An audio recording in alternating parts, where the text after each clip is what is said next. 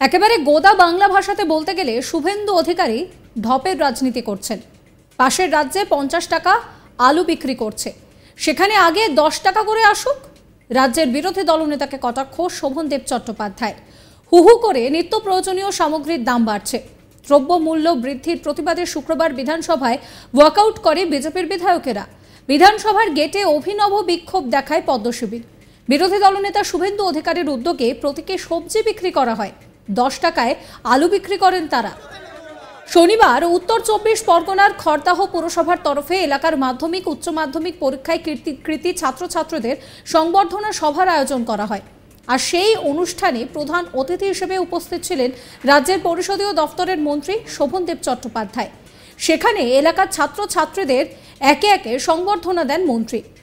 এরপরই অনুষ্ঠান শেষ হতে সাংবাদিকদের মুখোমুখি হন।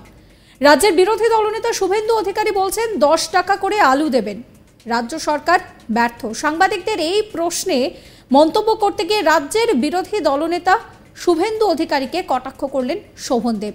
তিনি বলছেন যে পাশের রাজ্যে 50 টাকা আলু বিক্রি করছে, সেখানে আগে 10 টাকা করে আসুক। নিজেদের রাজ্যে যেখানে ক্ষমতায় আছে সেখানে 50 টাকায় আলু বিক্রি হচ্ছে, ওড়িশায় 50 টাকায় আলু বিক্রি হচ্ছে। আমাদের বারবার ফোন করছে বেঙ্গল থেকে আলু আনার জন্য। একেবারে ঢপের রাজনীতি করছে। একই সঙ্গে তিনি বলেন যে প্রকৃতির সঙ্গে লড়াই করে পারা যাবে না, এর মধ্যে যতটুকু সম্ভব চেষ্টা করতে হবে। খুশি হয়েছি, ধান বোনা গেছে, আমরা বীমা দিচ্ছি, বর্ষার জন্য যদি ধান নষ্ট হয় পয়সা পাবে। এছাড়াও সার কেনার জন্য 10,000 টাকা দিচ্ছি। আমাদের রাজ্যে কৃষকদের মমতা বন্দ্যোপাধ্যায় যা করেছেন তা অন্য কোনো জায়গায় নেই, কোনো ক্ষতি হবে না। কৃষকদের খাজনা মুকুব করা হয়েছে।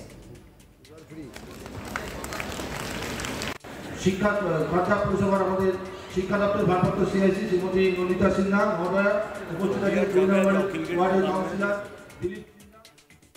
কি বলছেন মন্ত্রী শোভনদেব চট্টোপাধ্যায়, শোনাবো আপনাদের। 10 দিন আগেও তোমরা জিজ্ঞেস করো যে আমাকে বৃষ্টি নাই, কি হবে চাষ। আমি ভগবানের কাছে প্রার্থনা করতে লাগলাম, ভগবান বৃষ্টি দাও, বৃষ্টি দাও, বৃষ্টি দাও। এবার যে বৃষ্টি হলো, এবার বললো যে বৃষ্টিতে যে পরিস্থিতি হয়েছে, শুধু প্রকৃতির সঙ্গে লড়াই করে পারা যাবে না। এটা আমরা যতই ভাবি না কেন, বিজ্ঞান যতই উন্নত হোক, প্রকৃতির সঙ্গে লড়াই করে পাওয়া যাবে না। তবে এরই মধ্যে চেষ্টা করতে হবে, যতটুকু সম্ভব চেষ্টা করছি আমরা।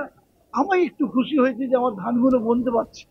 আমরা সিড বেড থেকে ধান পুঁততে পারছিলাম না, এখন ধানটা পোতা গেছে।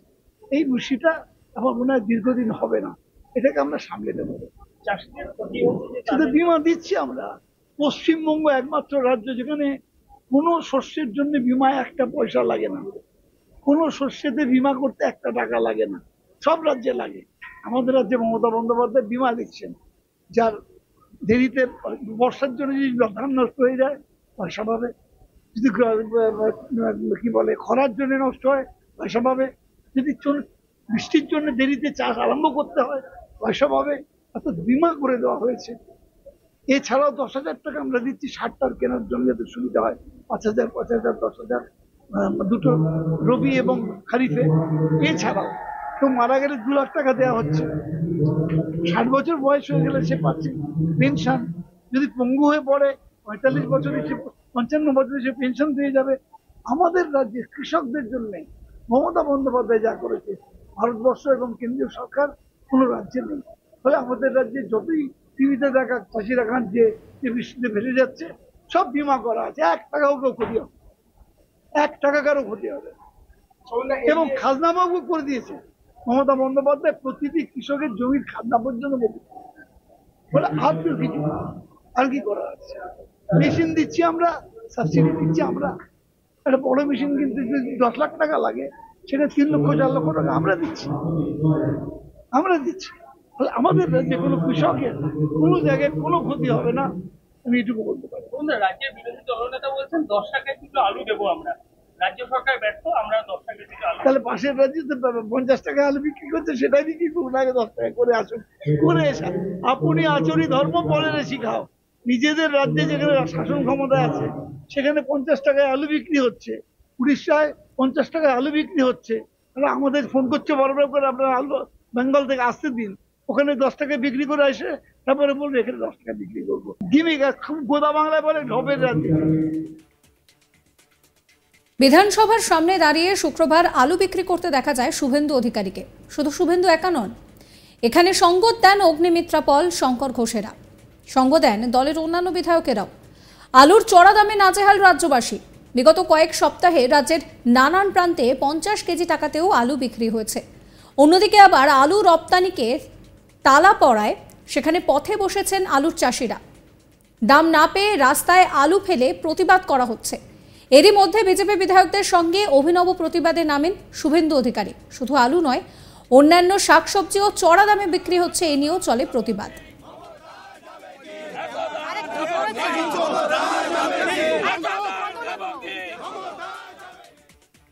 এ নিয়ে আমার কালিক দীপক দেবনাথের একটি রিপোর্ট দেখাবো। দেখো, দ্রব্যমূল্য বৃদ্ধির প্রতিবাদে গত শুক্রবার দিন আমরা দেখলাম যে রাজ্য বিধানসভায় মুলতবি প্রস্তাব আনে বিজেপি, এবং সেই প্রস্তাবের উপর যখন অধিবেশন চলছিল তখনই হঠাৎ করে ওয়াকআউট করে শুভেন্দু অধিকারীর নেতৃত্বে বিজেপির প্রতিনিধি দল। কিন্তু তারপরে তারা বিজেপির যেই প্রতিনিধি দল শুভেন্দু অধিকারীর নেতৃত্বে, সেই দল কিন্তু বিধানসভার গেটের বাইরে চলে আসেন এবং সেখানে একটি প্রতিবাদী বিক্ষোভ দেখান। এবং আমরা দেখলাম যে বিধানসভার বাইরে এই যে শুভেন্দু অধিকারী, তাকে গলায় প্ল্যাকার্ড ঝুলিয়ে 10 টাকা কেজি দরে আলু বিক্রি করতে, এবং সেখান থেকে তিনি আলু নিয়ে যান বলে স্লোগানও দিচ্ছিলেন।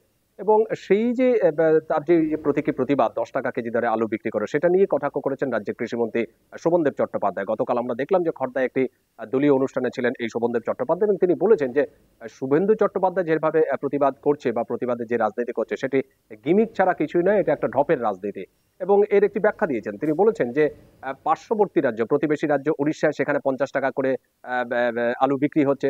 তো তার প্রশ্ন যে বিজেপি শাসিত উড়িষ্যায় সেখানে যখন 50 টাকা করে আলু বিক্রি হচ্ছে, আগে সেখানে তিনি 10 টাকা করে আলু বিক্রি করুক, তারপরে এই রাজ্যে এসে 10 টাকা করে আলুর যে বিক্রি হবে তার একটা প্রতিবাদ করুক। তিনি এরকম একটি প্রশ্ন তুলেছেন। এবং তিনি এও বলেছেন যে এই যে সাম্প্রতিক যেই টানা বর্ষণ, এই বর্ষণের ফলে কৃষকদের কোনো ক্ষতি হবে না, এরকম তিনি দাবি করেছেন। তিনি বলেছেন যে বর্ষণ শুরু হওয়ার আগে, যে বর্ষার মৌসুম এটি শুরু হওয়ার আগে অত্যন্ত গরম ছিল, টানা কয়েকদিন ধরে বৃষ্টি হচ্ছিল না, প্রায় খরার মতন পরিস্থিতি হচ্ছিল, চাষিদের অসুবিধা হচ্ছিল, তারা শস্য বুনতে পারছিলেন না। তো সেই ব্যাপারটি মানে প্রসঙ্গটি উত্থাপন করে তিনি বলেছেন যে সেই সময় প্রশ্ন উঠেছিল যে কবে বৃষ্টি হবে, কবে বৃষ্টি হবে। অবশেষে বৃষ্টি আসলো, কিন্তু সেই বৃষ্টি এখন এমন ভাবে চলছে যে এখন কবে বৃষ্টি থামবে, এরকম অনেকে প্রশ্ন করছেন। কিন্তু তিনি মনে করছেন না যে এই বৃষ্টির ফলে, টানা বৃষ্টির ফলে কৃষকদের ক্ষতি হবে। কারণ তিনি বলছেন যে টানা বৃষ্টির কারণে বা এই বৃষ্টির ফলে শস্য তারা বুনতে পারছেন, শস্য রোপণ করতে পারছেন, এবং কৃষকদের ক্ষতি হওয়ার কোনো সম্ভাবনা নেই। কারণ রাজ্য সরকার কৃষকদের বীমা চালু করেছে, সেখানে একটি পয়সা দিতে হয় না, এবং তারপরে আবার 10,000 টাকা করে কৃষকদের সহায়তা করা হচ্ছে। সাবস্ক্রাইব করবেন আজ তাক বাংলার ইউটিউব চ্যানেলকে, ফলো করবেন হোয়াটসঅ্যাপ চ্যানেল।